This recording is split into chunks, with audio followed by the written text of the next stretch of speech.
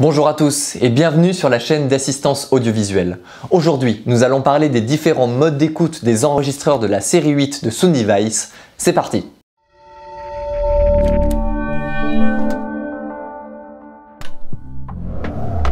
Quand on travaille avec un enregistreur multipiste comme celui-ci, on utilise très souvent l'écoute en solo pour isoler et traiter une piste. On dit parfois « j'écoute en PFL ».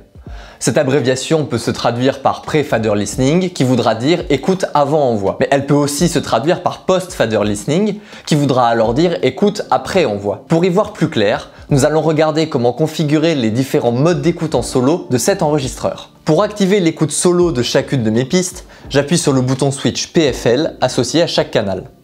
C'est le mode d'écoute associé au bouton PFL que nous allons modifier. Pour cela, je vais dans Menu, puis Channel Setup. Je trouve l'option PFL Mode.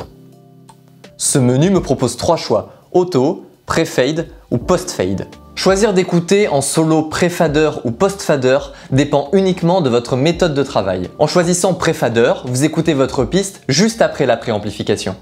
En écoutant en Post-Fader, c'est votre piste dans le mix global que vous allez écouter. C'est à vous de choisir ce qui vous paraît le plus confortable et le plus adapté à votre situation de tournage. Mais il existe un troisième choix, le mode auto. Cette option va adapter votre mode d'écoute en solo au type de visualisation que vous aurez choisi pour chaque piste. En d'autres termes, la série 8 propose de lier l'écoute en solo et l'affichage visuel de chaque piste. Cela vous permet de choisir précisément quelle piste vous voulez écouter et voir. Nous allons regarder cela plus concrètement. Je sélectionne le mode auto. Je reviens à ma page d'accueil et je pousse le bouton PFL du canal numéro 1. L'information ISO, qui peut se traduire simplement par piste isolée, m'indique le mode d'affichage de cette piste sur ma page d'accueil. Ici, le canal 1 est envoyé en post-fader. Je peux voir le niveau de ce canal uniquement si je monte le bouton d'envoi dans le mix. Le son fonctionne de la même manière. Si je veux écouter en solo mon canal 1, il faut d'abord que je monte le niveau d'envoi dans mon mix. Je monte mon bouton d'envoi dans le mix jusqu'à voir apparaître mon vumètre numéro 1.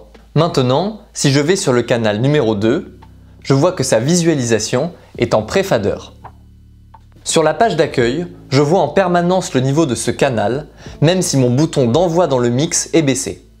En poussant le bouton solo, j'entends immédiatement le canal sans avoir à monter le bouton d'envoi dans le mix. Que vous soyez un adepte du travail en post-fader qui privilégie le mix au tournage ou un adepte du pré-fader qui travaille piste à piste, vous trouverez dans cet enregistreur tous les outils dont vous avez besoin. Et si vous êtes intrigué par ce nouveau mode auto, il ne vous reste plus qu'à venir l'essayer dans nos locaux. Et n'hésitez pas à aller voir nos autres vidéos où je vous présente des astuces et des conseils sur les enregistreurs de la série 8 de Sound Device. À bientôt!